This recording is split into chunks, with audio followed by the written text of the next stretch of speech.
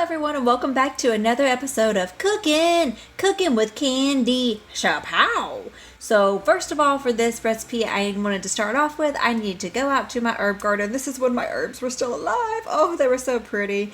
But I picked some Thai basil, some green onion shoots, some parsley, and then some regular basil, and then took it into the house where I could get some aromatic cooking going.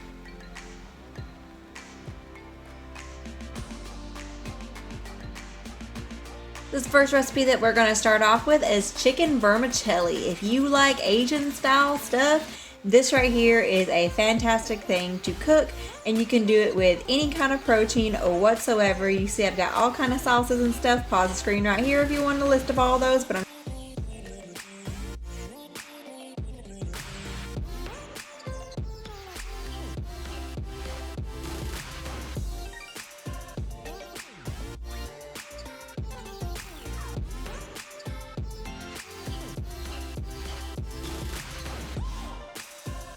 So first off, I wanted to start with my chicken thighs. I got all of that extra fat off of them and then cut them up into smaller pieces with my kitchen scissors. This is way easier to do than cutting it up with a knife, especially if you just want some random chunks.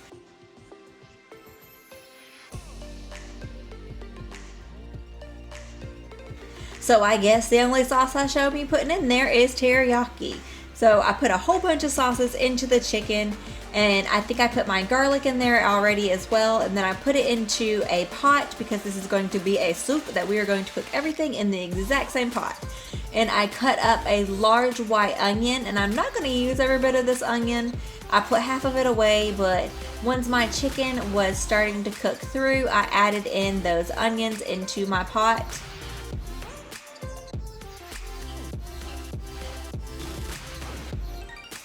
So I added my onions into my pot and stirred that around, and I let that cook until all of the chicken was nice and cooked through, and then I took the chicken out of that pan and left like the sauce and stuff in there. I didn't wash it out or anything. Added some water into it and cooked that vermicelli, and I added in a little bit more hoisin sauce and a little bit more teriyaki sauce into those noodles, but you didn't get to see that part because that clip got deleted. And you can see right here, that is not chicken, that is shrimp. And I topped it with all of my fresh vegetables and some sriracha. Like I said, you can do this with any protein, and it's a good thing because I had to remake this dish the next day with shrimp, which I didn't mind because it was tasted delicious, and had to recreate it just where I could get this shot right here. Switching from Asian to Italian, I guess.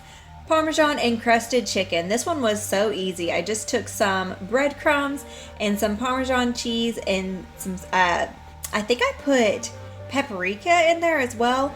Mixed that all together and then dipped my chicken thighs into butter first and then smushed it down into that breadcrumb cheese mixture. Got them nice and coated onto the chicken, making sure it was in every little crevice where it gets all crispy and delicious. Started putting it into my pan, and then I quickly realized I had not sprayed this pan.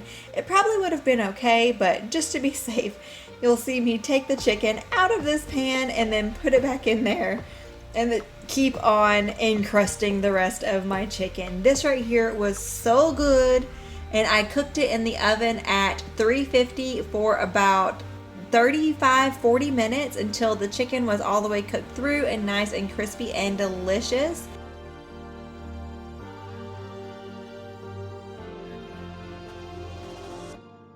Then I made some tortellini pasta to put underneath this and just heated up a little bit of spaghetti sauce, and bon appetit, there is your dinner. Put a little bit more Parmesan cheese on top.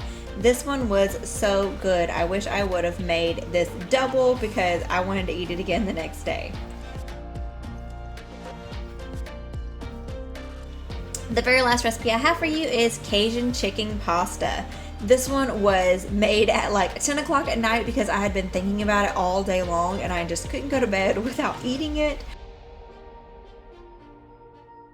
I started off by putting my cut up chicken thighs into my pan with a little bit of olive oil. Then I added some garlic salt and some paprika and a little bit of Italian seasoning, and I put in a little bit too much cayenne pepper. It was a little bit too spicy for my liking, but it also was so freaking good. So if you don't mind spice, go ahead and load this thing up with some cayenne pepper, because that is what gives it the main heat. And I also added in a little bit of black pepper. I did not add any salt into this, and it tasted just fine the way it was. Oh, and also there is some onion powder going in too.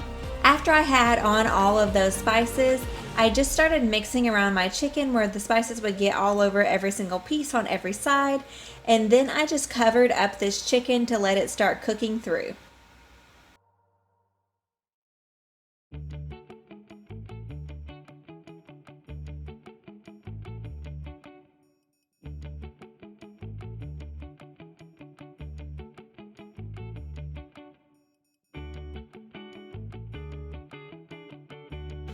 Once my chicken was almost cooked through, I took the lid off and I added in 2 of those sweet red bell peppers, and then I mixed that around and let it cook for a little bit longer to soften up those bell peppers before I added in anything else. And I also dabbed in a big heaping spoonful of garlic at this time too.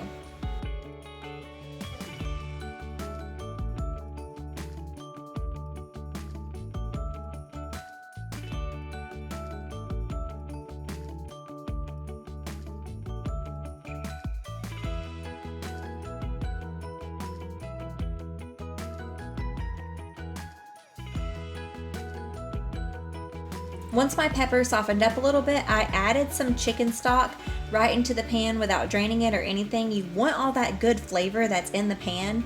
And I added a little bit more of chicken stock at the end that you'll see because my noodles just weren't quite covered up. But I put in some heavy whipping cream on top of this. If you don't want to use heavy whipping cream, you could just use half and half, and that would cut down on your calories just a little bit. But I didn't use that much of it, just a little tad bit of whipping cream. And then I also put in some of my pasta. I used the penne pasta because it had all those nice crevices and the valley in between it. I don't know if you call that a valley. Tunnel. It has this nice tunnel for all the sauces to get into. So this is my favorite pasta to do this dish with because it just gets all of that good sauce all in those noodles. And then you want to tuck your noodles down into your liquid where they can start cooking. And you can see that my liquid didn't quite cover my pasta, so I add in a little bit more chicken stock just to make sure that I have enough liquid to cook those noodles properly.